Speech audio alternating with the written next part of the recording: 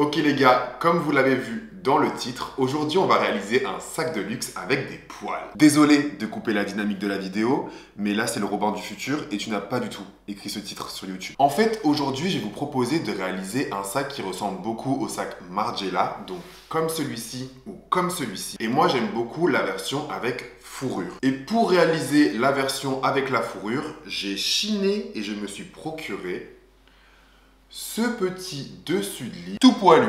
Alors il faut savoir que la version bleue chez Margiela, elle n'existe pas. Et moi je trouvais ce bleu hyper cool parce que vous voyez, il est bleu mais il n'est pas bleu foncé déjà. Et il est un peu bleu argenté. Et du coup, je sais pas si vous voyez, mais l'effet de lumière est plutôt cool. Il faut savoir que ce tuto pour les débutants, il est hyper cool.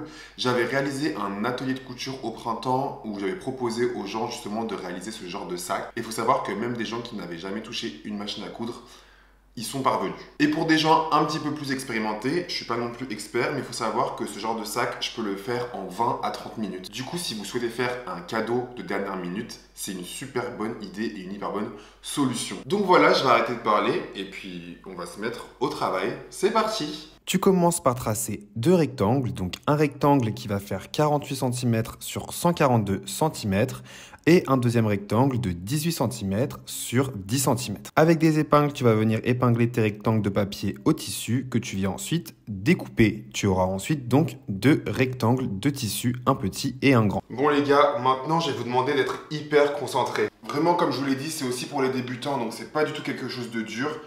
Juste là, faut être concentré parce que les explications peuvent être un petit peu délicates, mais regardez plus ce que je vais faire. Donc premièrement, on va aller du côté droit. Dans ce côté droit là, on va aller chercher l'angle du bas, donc qui est ici, et on va venir le monter en haut pour former un triangle. Si du côté droit, vous avez pris l'angle en bas pour le monter en haut, et bien du côté gauche, on va faire l'inverse. C'est-à-dire qu'on va venir chercher l'angle gauche en haut, qu'on va venir mettre en bas. C'est pas très compliqué. Voilà, vous avez bien les deux triangles qu'on voit ici et le carré. Et ce que vous allez faire, c'est que la partie gauche, on avait pris l'extrémité du haut pour la mettre en bas. Donc je vais venir chercher l'extrémité d'en bas pour venir la mettre hop, à l'extrémité du triangle droit. Et là, en fait, si je le déplace et que je le remets bien, vous voyez, ça ressemble déjà un petit peu à un sac. Ah, mais on voit super bien. Ce qu'on va devoir faire maintenant, c'est de hop, épingler toute cette partie-là et aller jusqu'en haut. Donc tout ça ici qui est ouvert, vous voyez cette partie-là, on va venir l'épingler. Donc là, vous voyez, je vais venir épingler tout le long. Là, j'ai bien épinglé toute cette partie-là et en fait, on épingle vraiment jusqu'ici où ça se rejoint. On va pas jusqu'à là-bas. Hein. Et donc, une fois qu'on a fait un côté, on vient prendre le sac, le retourner, on va épingler une deuxième fois, donc exactement la même chose mais de l'autre côté. Et donc voilà, maintenant vous avez déjà vos deux côtés, donc vous avez épinglé de ce côté-là et vous avez épinglé de l'autre côté et vous voyez que ça ressemble déjà à un sac en fait. Donc maintenant ce qu'on va faire, c'est qu'on va passer à la couture. Ce qui est bien, c'est que si vous n'avez pas de machine à coudre, c'est des coutures assez simples. Ça va prendre un petit peu plus de temps, mais n'hésitez pas à le faire à la main, ça peut vraiment passer. Donc ce qu'on va faire pour ne pas perdre de temps et pour faire que de la couture, c'est que on va venir coudre, bien sûr, les deux endroits où on a épinglé, donc devant et derrière. Et également, on va aller chercher le petit rectangle que je vous ai fait découper aussi, et on va le coudre. Ça, c'est hyper facile. Alors, pour ce qui est du rectangle, c'est très facile, vous le prenez face à vous, comme ça, et vous allez venir l'épingler comme ceci. En gros, ça va être la hanche du sac. Donc, il suffit juste de venir l'épingler comme ceci. Je vous fais encore un résumé pour être sûr de ne pas vous perdre. On a 3 coutures à faire. Ça pour le petit rectangle et faire la hanche. Un côté du sac, ici. Et évidemment, l'autre côté du sac, ici. Donc là, on va passer à la couture. et on se retrouve juste après.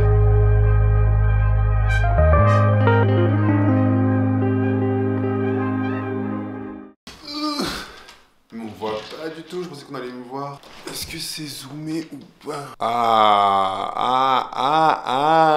Ok. Maintenant, vous avez fait vos 3 coutures. Donc, déjà, vous allez retourner la anse. Donc, vous allez retourner comme ceci. Et ensuite, vous allez retourner votre sac. Une fois que vous avez retourné votre sac, vous avez presque fini. En fait, ce que vous devez faire, c'est que nous, on veut l'accrocher ici. Alors, bien sûr, si vous avez la flemme, limite, vous faites un nœud et votre sac, il est fini. Mais bon, là, on va essayer de faire des finitions un petit peu plus belles. Ici, vous avez vos 2 anses, comme ceci. Et ce que vous allez faire, c'est que vous allez faire passer une des anses dans la anse. Enfin, vous voyez, dans la poignée plutôt. En gros, j'ai dit une anse depuis le début, mais c'est plus une poignée. Du coup, vous allez faire passer une des anses dans le poignet. Donc, vous la faites coulisser en fait pour qu'elle rentre dedans. Je viens de faire passer ma poignée du coup dans la anse. Donc, voici le bout de la anse. Je vais récupérer l'autre anse, évidemment. Et ce que je vais faire, c'est que je vais venir superposer les 2 anses comme ceci. Donc, je dirais, je sais pas, entre 5 et 10 cm en fait. Ça dépend si vous voulez que ce soit très solide, ça dépend si vous voulez mettre un peu dans votre sac. Vraiment, c'est superposé, hein. C'est pas endroit contre endroit ni envers contre envers. Regardez, je prends par exemple le droit et là le gauche, je viens de le poser dessus. Donc voilà, vraiment on superpose. Et maintenant, je vais venir coudre les 2 morceaux ensemble. Si jamais vous trouvez ça un petit peu galère de coudre tout autour à la machine à coudre, vous pouvez très bien le faire à la main avec des aiguilles. Moi, je pense que je vais le faire à la machine à coudre et je reviens juste après pour vous montrer le résultat. Ok les gars, donc voici ce que vous devez avoir comme résultat. Vraiment, je trouve ça hyper cool.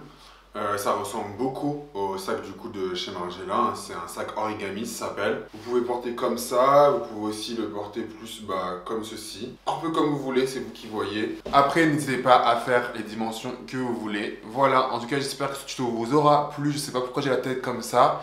Je vous fais des bisous et je vous dis à bientôt. Ciao!